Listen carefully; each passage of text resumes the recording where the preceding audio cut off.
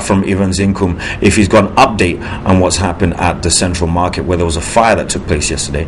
It looks like it has been brought under control, but we're going to find out right now when we hand over to Evans Inkum in Kumasi. Midday team almost try to record some of the excerpts of our interviews because we might not get the opportunity again. You're playing back in our subsequent bulletins. All right, bye.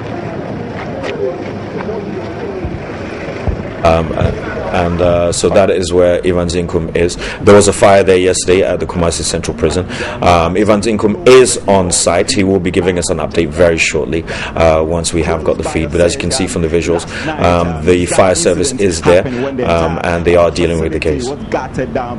We still do not know the cause of fire, but as we bring you an update, I'll be speaking to the Ashanti Regional Prisons PRO ASP James Annan, and he will be telling us what has actually happened since last night up to this time around. So, but before I speak to the Ashanti Regional Police Prisons PRO, I can also confirm to you that members of the Regional Security Councils are there. They are holding meeting and also going around to ascertain cause of damages. But let me speak to the Prisons PRO. Very good morning to you, Mr. Nan.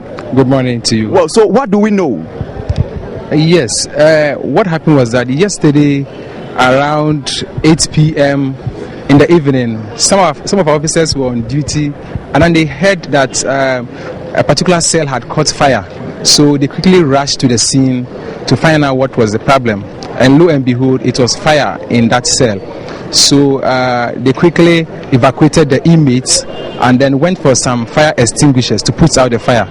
And indeed, they succeeded in putting out the fire. But when the inmates came out, there were other screams in other cells. Perhaps I am sure the other inmates were were panicking due to the emergency situation. So those inmates who were already outside forcefully opened the other cells because there were many. So their number in the yard increased. We have a lot of inmates coming out in the yard. And due to their number, they took that advantage to plan an escape route. So there was a scuffle between officers and inmates at that moment in their attempt to escape from custody. And due to that scuffle, it led to so many distractions or damage in the prison. The inmates succeeded in attacking most of our offices, and they destroyed a lot of documents, computers, our fridges, our fans, and other items in the offices were damaged. They even attempted to set fire on these offices, but they didn't succeed. So all your records are gone?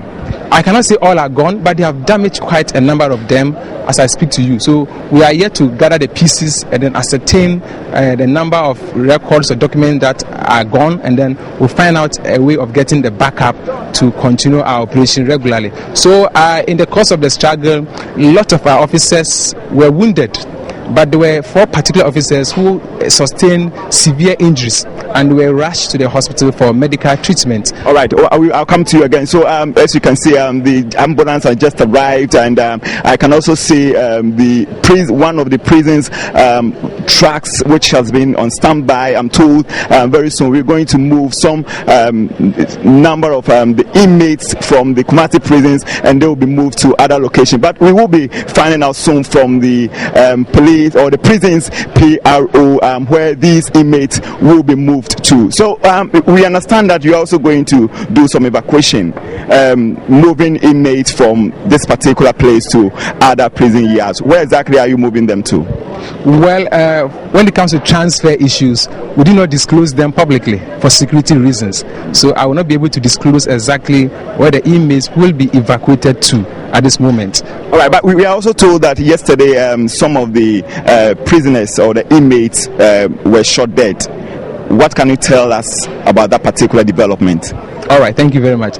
Due to the scuffle between inmates and officers, as I indicated earlier, there was this particular remand prisoner who attempted to snatch a weapon from a policeman. In fact, he almost succeeded.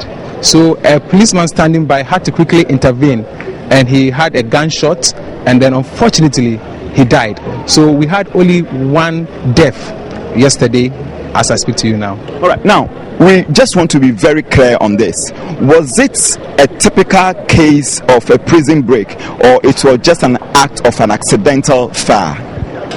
Well, I cannot say it was an act of an accidental fire or just prison break, because the whole thing started from somewhere, and the genesis of it was the fire outbreak that started, and eventually that culminated into other things. So I'm sure the fire outbreak started the whole thing, and eventually the inmates had a plan of escaping from custody. When they saw that there were many in the yard and it was late in the night, then they were convinced that an attempt to escape would be possible. But indeed, they were never successful, because we invited our officers who were just behind the prison facility to reinforce the officers in the yard.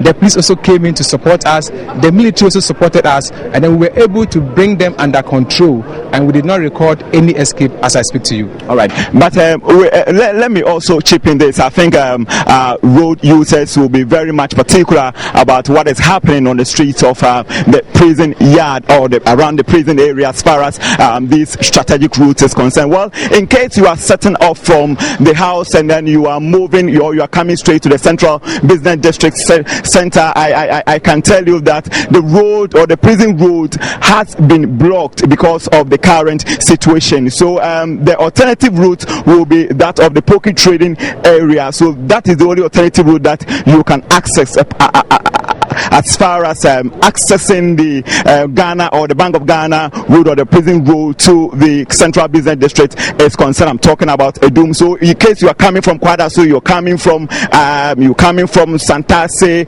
or any place that at least you normally use the prison road, that place has been blocked because of the situation there, and the entire place has been also been corded. But let's just switch back to ASP James Annan to find out more from this particular development. So well, you can also see the standby prison track also here, waiting to move some of the prisoners from the yard to other places, which we have been told is not going to be disclosed because of security reasons. So what are we going to see throughout the day?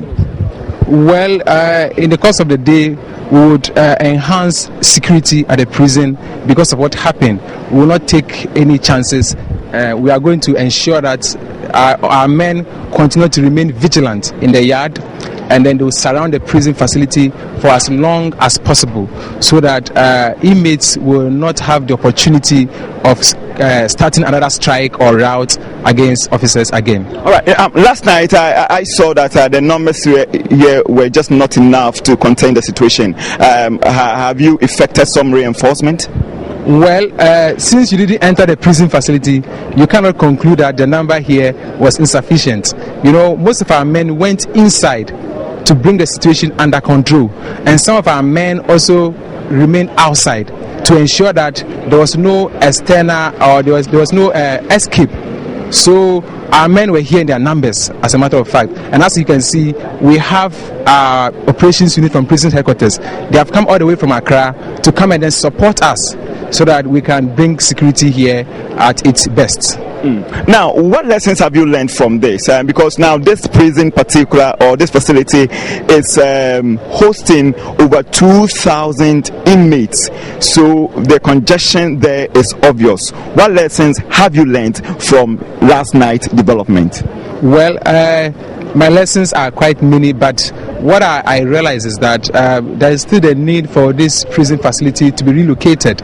As the regional minister rightly said when he visited us on the 28th of October 2014, he admitted that indeed the prison facility is in the middle of town, and there's a need to relocate it in future, where we can have more expansions to contain the number, because the ideal number for this prison was at around 800, but as I speak to you now, we have doubled that capacity. So we are sure that when this prison is relocated to a different place, and then the place is spacious enough to contain them, we'll be able to put in the measures and structures that will enable us to always be on top of issue than it is in a smaller facility. The place is quite smaller, so at times it doesn't enhance movement in the prison. So some things are usually obstructed easily because of their number. So we hope to enhance security by relocating from this place in future, because it's not very safe to have a prison in the middle of the town. It's not very safe for the members of the society, and for even we, the officers, it's not safe for us as well. All right, thanks so much. So we have been speaking to ASP James Annan. He has been running us through some of the development and what they have been able to gather as far as last night fire disaster at the Kumasi Central Prisons is concerned. So I will remind you again that if you are coming all the way from Kwadaso, if you're coming from Santasi, and you normally access the main prisons road, that particular road is blocked. Well, the Ashanti Regional Minister, who is the head of the Regional Security Council, have just closed from the meeting. But let's try and do a quick one. Let's just listen to the Ashanti Regional Minister, what he has for us, and then probably we will sign out for the day. So let's listen to the minister to hear what he has for us. So, sir, you've gone round, you've accessed things for yourself. What can you tell us, or what do we know as of now? Yeah, as of now, I can say for sure that the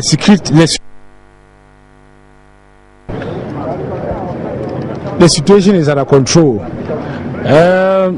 As we all know, yesterday there was a slight fire outbreak, and the fire was actually put off within a very short time. But then the inmates decided to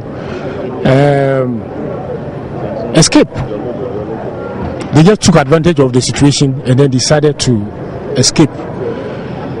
They initially got hold of the officers over there, but at the point in time, the Regional Security Council was able to mobilize men just to avert the situation. And as at 1 a.m. today, the situation was actually put under control. All right, I think I have to ask you this question again. What lessons have you learned since last night? Lessons? The lessons are that the place is a little bit congested, and the inmates have actually been complaining. And I'm quite sure that these are some of the reasons that informed them to break jail. So in the medium term, what measures are you going to take in place to ensure that nothing of that sort happens again? In the medium term, I have just been informed that the Director General of Prisons will be here, and her mission is to make sure that some of the prisoners are evacuated to other regions just to decongest these prisons. All right, so we have been speaking to the Honorable Ashanti Regional Minister, Dr. Samuel Sapon, and he has been running us through some of the latest development on what they have been able to agree on as far as this particular development is concerned. Well, my name is William Ibansin. We now go back to studios and join them for more on New Day. Over to you, studios.